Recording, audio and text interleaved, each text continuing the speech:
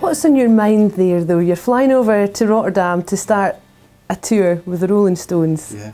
What's going through your mind at this point? Jet lag. Are we going to be awake for the shows? No, I mean, you know, you kind of, when you think about it and you think nervous, you think, but wait a wee minute, we've just played gigs that are 200 capacities, real shithole gigs, but we're going to open and play 60,000. How do we you... hadn't done that before. You know? We hadn't played to that. So This is a huge stadium tour, of course. Yeah. So It was 26 shows, I think it was, with them. And we, you know, in a small gig, you know, I'm here, Dante's only maybe a couple of feet away from me, and then the singers are, but, you know, when you hit a stage like that, I'm here, Dante's about 10 feet away from me, and then the singers are about, so it was really, really vast, but we were excited, we were really, really excited, thinking, again, here we go, how do you top this, how do you beat this, opening up for the Rolling Stones, and we got to Rotterdam, and we were just like, wow, driving in, and then you see all the production, and you see all the trucks, you see all the lights, and you see the amount of people that are behind this show, and we're like, it was incredible. The hair's the back of your neck, you know. And I remember we had a wee porta cabin in our dressing room just as we kind of arrived, and I'm sitting like this, you know, and there's a window of the porta cabin. Dante and the rest of the guys are kind of facing me, and Rab, our manager at the time, is just, you know, walking it, and I'm looking out the window, and I'm like, there's Rab. Rab's walking towards us. All right.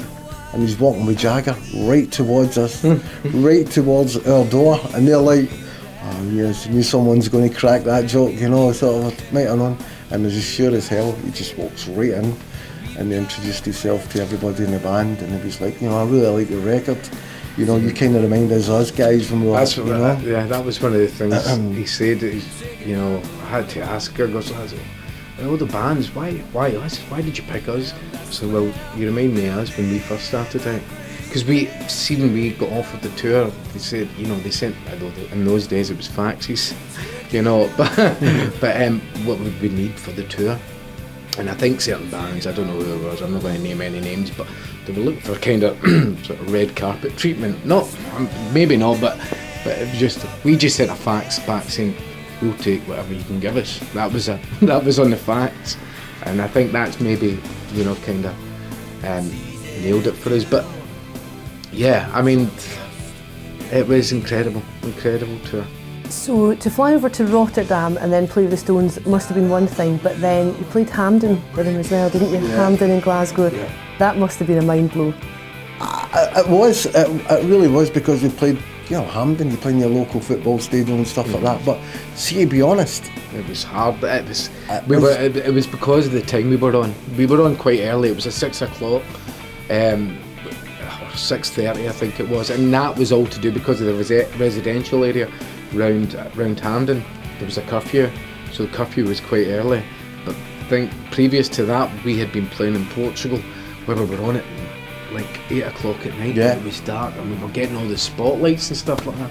And then I think the day after we came to play in Hampden. But don't get me wrong, listen, it was fantastic to play it, you know. But I was kind of let down the fact we were on really early. People had just finished work, so I think it was a weekday as well. It was like, I wish there could be more people here. And don't get me wrong, they went down absolutely incredible.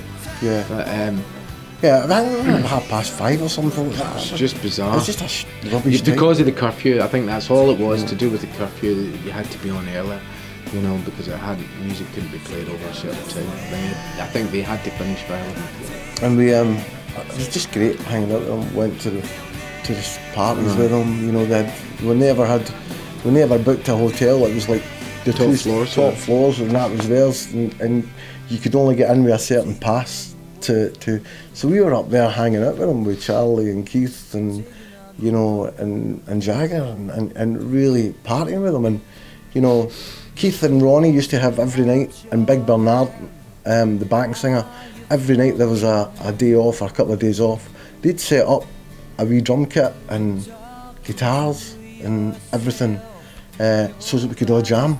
So I would be up there jamming with Keith and Ronnie, and, you know, and Bernard was singing all the songs, you know, playing all these old Muddy Water songs and Stone songs, you know, and it's like, You know, by that time we really got to know them, you know, because at first we were like, what do you talk to Mick Jagger about, you know, for 5 guys to Glasgow, you know, it's like very difficult in conversation, but, you know, big Jim Callahan, who was their head of security, kept on saying to us, listen, see those pasties you've got, they're like gold dust.